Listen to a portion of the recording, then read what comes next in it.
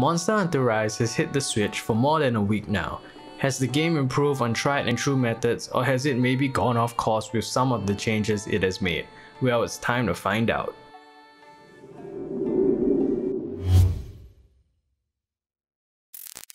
In Monster Hunter Rise, you start out by creating your own character and customize his or her look.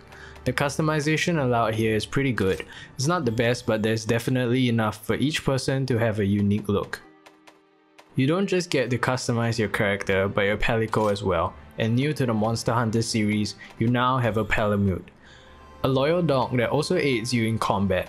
I like how much you can customize your buddies, as they can all look totally different from each other, or they can have a common aesthetic shared among them from maybe a color or a fur pattern. Like other entries in the franchise, the story is not the main part of the game and basically serves as a way to get you from hunt to hunt. Your character has just become a village hunter, and so you start from the bottom and hunt tougher monsters to increase your rank, and that's basically the story for Monster Hunter Rise.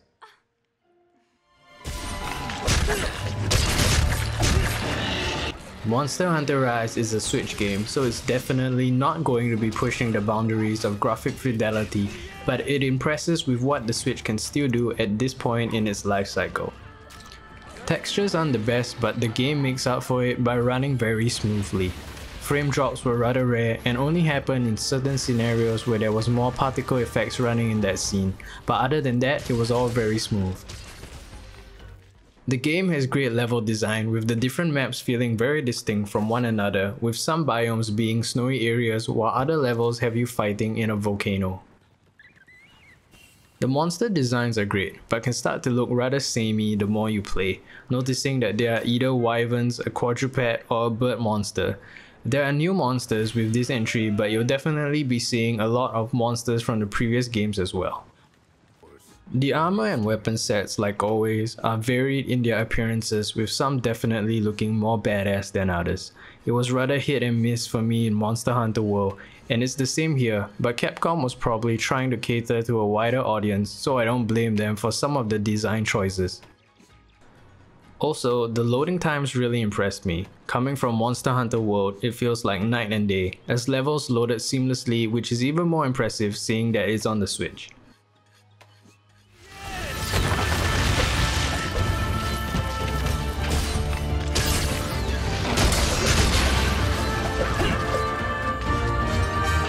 The music in Rise when you are out on a quest is great, and it really gets the blood pumping. When a fight breaks out, the music starts to swell and it gives the battle a certain weight to it, making every action feel more badass and deliberate. It helps the player feel triumphant whenever they take down a monster after a hard fight and keeps the adrenaline pumping.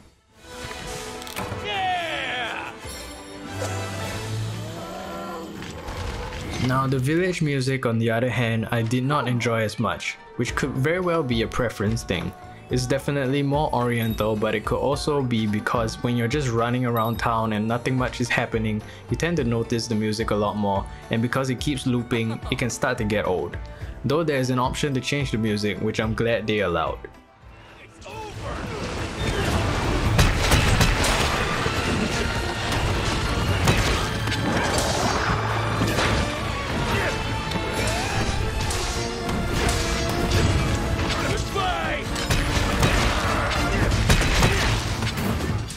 The sound design is great.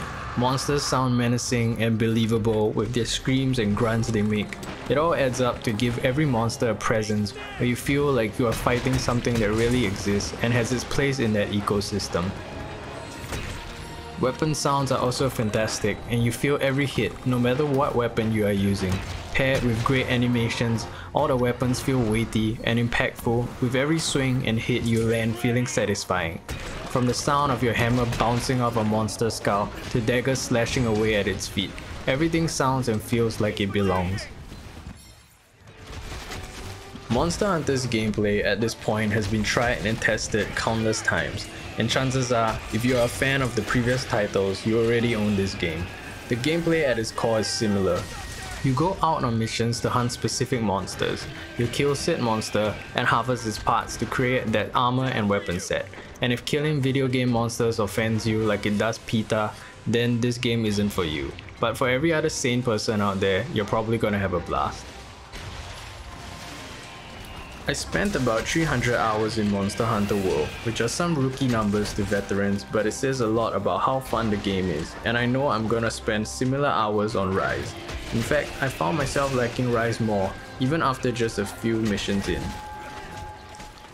The reason being the improvements and changes made to the gameplay. Rise feels a lot faster than World. They have added a new gameplay mechanic in the wire bug. You start off with 2 wire bugs that has a cooldown. These wire bugs allow you to zip around and they serve as short range grapples. You can use them to recover mid-air after taking a hit to jump right back into the action or zip out of the way.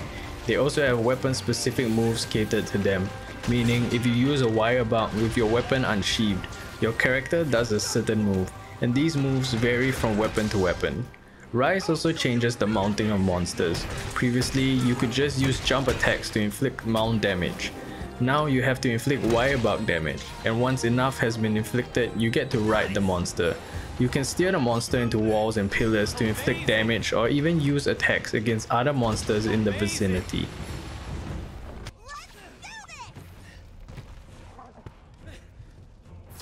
Rampages have also been added and they play out like a tower defense game.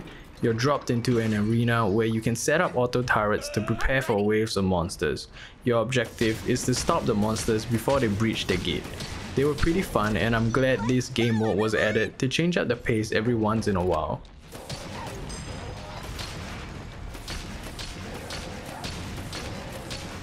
The gameplay feels a lot faster now.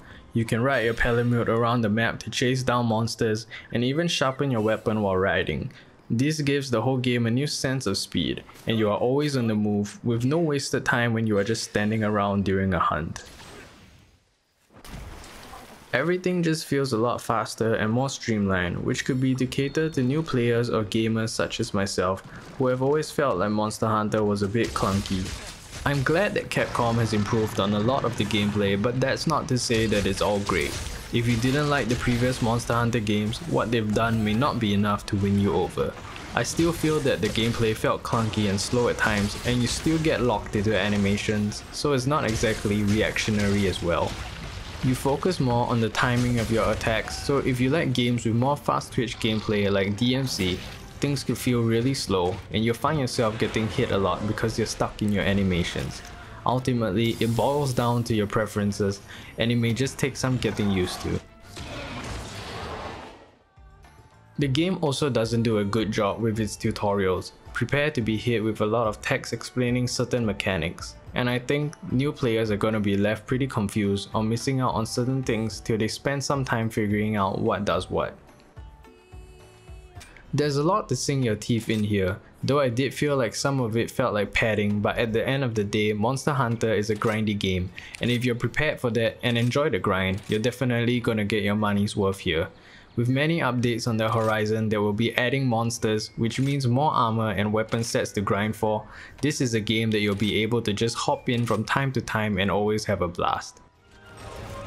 Monster Hunter is also a game to be played with friends. While it is still enjoyable playing solo, hunting these monsters with friends really adds to the experience. The difficulty scales with the number of players, so it never becomes too easy and it's always a good time. And when different people bring different weapons to a hunt, a beautiful chaos unfolds with explosions, sword slashes, hammer thumpings, and the hunting horn sounding off in the background. There's many weapons to choose in Monster Hunter Rise, which also means there's a lot to discover. Each weapon has its own moveset and nuances. Mastering these weapons takes time and practice, and I found myself finding out new things the more I played. So, is Monster Hunter Rise worth it? Well, if you're already a fan, then yeah, pick this up because it's more of the same formula with added mechanics which improves upon what's been built over the years. If you are new to the Monster Hunter franchise and you want to pick up a new game for the Switch, I say you give it a shot, unless you really don't like grindy games. But with the different armor and weapon sets, and with new monsters added, you have a lot to keep you engaged for a while. Just don't expect a rich story or high graphical fidelity. Instead, expect to be met with engaging, epic battles with larger-than-life monsters with an impressive suite of well-designed weapons and armor.